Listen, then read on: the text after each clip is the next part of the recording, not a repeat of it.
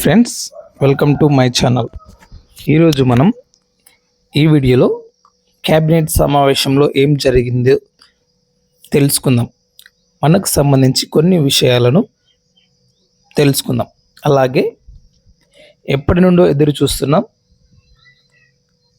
ఉచిత గ్యాస్ సిలిండర్ల గురించి కూడా ఈ వీడియోలో తెలుసుకుందాం.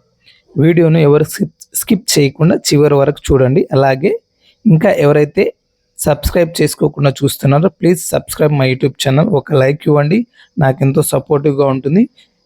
మీకు ఇంకా మరిన్ని వీడియోలు మీ ముందుకు తీసుకురాగలను. అలాగే ఆంధ్రప్రదేశ్లో క్యాబినెట్ మీటింగ్ జరిగింది కదా, అందులో కొన్ని విషయాలు ఈ వీడియోలో తెలుసుకుందాం.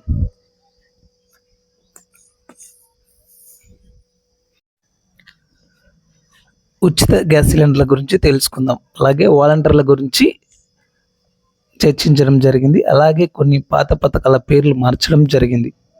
అన్నిటికన్నా మనకు ఏపీలో కూటమి ప్రభుత్వం వచ్చి 100 రోజులు సక్సెస్ఫుల్గా కంప్లీట్ చేసుకుంది. దీని గురించి నెక్స్ట్ జరగబోయే కార్యక్రమాలు ఏమిటి అన్నది ఈ వీడియోలో చర్చిద్దాం. ఇందులో వైఎస్ఆర్ లా నేస్తం అంటే జూనియర్ లాయర్స్ గురించి, అంటే గత ప్రభుత్వం జూనియర్ లాయర్స్కి స్టైఫండ్ కింద 5,000 రూపాయలు ఇచ్చేవారు. అయితే ఈ వైఎస్ఆర్ లా నేస్తం అనే పేరు మార్చి న్యాయమిత్రగా పేరు పెట్టడం జరిగింది.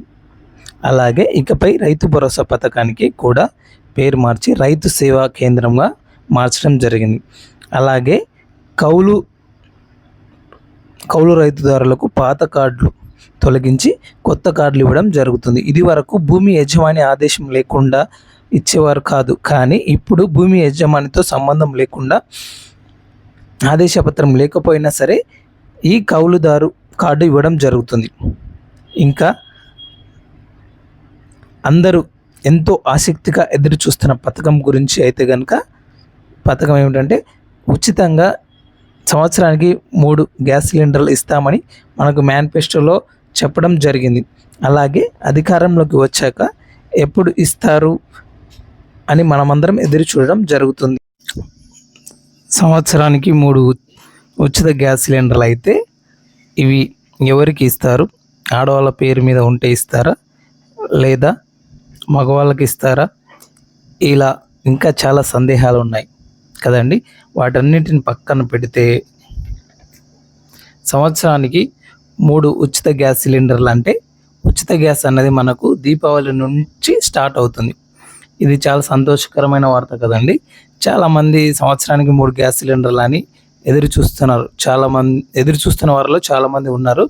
ఈ దీపావళి పండుగకు అందరి ఇంట్లో సంతోషం నిండబోతుంది. ఎలా అంటారా? సంవత్సరానికి 3 ఉచిత గ్యాస్ సిలిండర్లు అన్నది ఈ దీపావళి నుంచి స్టార్ట్ అవుతుంది. అయితే ఇది ఆడవాళ్ళ పేరు మీద ఉంటేనే ఇస్తారా, లేకపోతే మగవాళ్ళకు కూడా ఇస్తారా? దీనికి ఎవరు ఎలిజిబుల్? దీనికి అర్హత ఏమి ఉండాలి? ఇదివరకే తీసుకున్న ఉజ్వల అలాగే దీపం పథకం కింద ఉన్నవారికి మాత్రమే ఇస్తారా? ఇలా చాలా డౌట్స్ అయితే ఉన్నాయి. వీటన్నిటి గురించి ఇంకా విధి విధానాలు ఏమీ రాలేదు. త్వరలో దీనికి సంబంధించి విధి విధానాలు వచ్చే అవకాశం ఉంది. విధి విధానాలు రాగానే మళ్ళీ వీడియోలో మీకు తెలియజేస్తాను. నిన్న జరిగిన కేబినెట్ సమావేశంలో 3 ఉచిత సిలిండర్లు అయితే దీపావళి నుండి ప్రారంభిస్తాం అని మాట్లాడడం జరిగింది. దీన్ని ఎలా అప్లై చేసుకోవాలి, దీనికి ఎలా అర్హత పొందుతాము, లేదా అందరికి ఇస్తారా, అన్ని విషయాలు త్వరలో తెలుస్తుంది. సో వెయిట్ చేయండి. నెక్స్ట్ ఏ రకమైన ఇన్ఫర్మేషన్ వచ్చినా వీడియో రూపంలో మీకు చెప్తాను. కూటమి ప్రభుత్వం అధికారంలోకి వచ్చి 100 రోజులు అయిన కారణంగా ఇంటింటికి కూడా మంత్రులు కానీ, ఎమ్మెల్యేలు కానీ, కార్యకర్తలు కానీ వచ్చి ఒక కరపత్రం ఇస్తారు. ఒక కరపత్రం అయితే నా క్యాబినెట్లో రిలీజ్ చేయడం జరిగింది. ఇది 2 పేజీల కరపత్రం. మొదటి పేజీలో ఇది మంచి ప్రభుత్వం అని ఉంటుంది. రెండవ పేజీలో అయితే ఇది మంచి ప్రభుత్వం ఎందుకంటే అని ఈ 100 రోజుల అధికారంలోకి వచ్చిన కూటమి ప్రభుత్వం ఏం చేసింది అన్నది 2వ పేజీలో ఉంటుంది. అయితే ఈ 100 రోజుల పరిపాలనలో ఏం చేసిందో చూద్దాం. మొదటిది ఆసరా పింఛన్లు పెంచడం జరిగింది. 3 నెలల పింఛన్ అంటే 1000 అలాగే పెంచిన 4000 మొత్తం కలిపి 7000 ఇవ్వడం జరిగింది. అలాగే యథావిధిగా పింఛన్లను ఎవరి పింఛన్లు వాళ్ళకి ఇవ్వడం జరుగుతుంది. అధికారులు స్వయంగా ఇంటికే వెళ్ళి ఇస్తున్నారు. రెండవది చూసుకుంటే మెగా డిఎస్సి 16,438 పోస్టులు, ఇది మీకు అందరికి తెలిసిన విషయమే.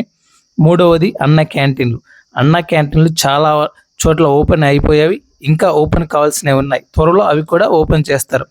ఇంకా చెప్పాలంటే ల్యాండ్ టైటిలింగ్ యాక్ట్, దీని గురించి అయితే చాలామంది ఎంతో సమస్యగా ఉన్నది. ఈ ల్యాండ్ టైటిలింగ్ యాక్ట్ను రద్దు చేయడం జరిగింది. అలాగే టైం టు టైం ఎంప్లాయీస్ అందరికీ శాలరీ ఇవ్వడం జరుగుతుంది. ఇంకా చెప్పాలంటే విజయవాడలో మనకు లేటెస్ట్గా వచ్చిన వరదల గురించి అయితే, విజయవాడలో వచ్చిన వరదలకు మన అధికారులు అక్కడే ఉండి అధికారుల పర్యవేక్షణలో అక్కడ పరిస్థితిని మామూలుగా తీసుకురావడానికి ఎంతో కృషి చేశారు. ఇది కూడా ప్రజలకు మంచి జరిగిందని చెప్పాలి. సో ఈ 100 రోజుల పరిపాలనకి ఈ మంచి ప్రభుత్వం అనే నినాదంతో అధికారులు కానీ, ఎమ్మెల్యేలు కానీ, మంత్రులు కానీ, ఎంపీలు కానీ మీ ఇంటికి రాబోతున్నారు. అది ఎప్పుడంటే ఈ సెప్టెంబర్ 20వ తేదీ నుంచి స్టార్ట్ అవుతుంది. ఈ కార్యక్రమం 10 రోజుల పాటు జరుగుతుంది. అంటే ఈ కరపత్రాన్ని తీసుకొని మీ ఇంటికి వచ్చి ప్రభుత్వం చేసిన పనుల గురించి మీకు వివరిస్తారు. ఇంకా ఫైనల్గా ఏంటంటే వాలంటీర్స్ గురించి ఏ రకమైనటువంటి అప్డేట్ అయితే లేదండి. వాళ్ళను ముంచుతారా అని వాలంటీర్లు ఎంతో బాధలో ఉన్నారు. కూటమి ప్రభుత్వం అధికారంలోకి వచ్చిన దగ్గర నుండి నలిగిపోతున్న సమస్య ఏదైనా ఉంది అంటే అది వాలంటీర్ సమస్యనే. ఇది ఇటు అటు కాకుండా మధ్యలో ఉండిపోయింది. అయితే ఇప్పుడు ఈ సమస్య గురించి కేబినెట్ సమావేశంలో చర్చించడం జరిగింది. రాజీనామా చేసిన వాళ్ళైతే మీరు ఎలాంటి ఆశలు పెట్టుకోవద్దు, ఎందుకంటే కనుక మీ గురించి ఎలాంటి విషయాలు మాట్లాడలేదు. రాజీనామా చేయని వాళ్ళ గురించి అయితే కనుక ఈ సమావేశంలో మంత్రులు తీసుకొచ్చిన విషయం ఏమిటంటే ఆగస్టు 2023 నుండి ఆగస్టు 2024 వరకు, అంటే 1 సంవత్సరం పాటు వీళ్ళు ఎలాంటి అధికారంలో ఉన్నట్లు లేదు అన్నమాట. అయితే వీళ్ళకి శాలరీ పడుతుంది, కానీ అధికారికంగా ఎలాంటి అగ్రిమెంట్ లేదు. అధికారికంగా అగ్రిమెంటు 2023 ఆగస్టులోనే అయిపోయింది. అయితే ఆ తర్వాత అగ్రిమెంటు రెన్యువల్ చేయాలి, కానీ గత ప్రభుత్వం రెన్యువల్ చేయలేదు. సో అందరూ వాళ్ళ గురించి ఇప్పుడు ఎలాంటి గవర్నమెంట్ రికార్డులో లేదు అని చెప్తున్నారు. కానీ వీళ్ళని తీసివేయడం జరగదు. వీళ్ళకు కొన్ని విధి విధానాలు చేర్చి కొన్ని శిక్షణలు ఇచ్చి వీళ్ళని వేరే విధుల్లో పంపిస్తామని చెప్పడం జరిగింది. ఇది కూడా ఎప్పటి నుండి అన్నది ఇంకా క్లారిటీ ఇవ్వలేదు. మీ గురించి మాట్లాడడం మాత్రం జరిగింది. సో ఎప్పుడు మిమ్మల్ని తీసుకుంటారన్న విషయం ఇంకా తెలియదు. ఇదే అండి ఈరోజు వీడియో నచ్చితే లైక్ చేయండి, షేర్ చేయండి, సబ్స్క్రైబ్ చేయండి. Thank you.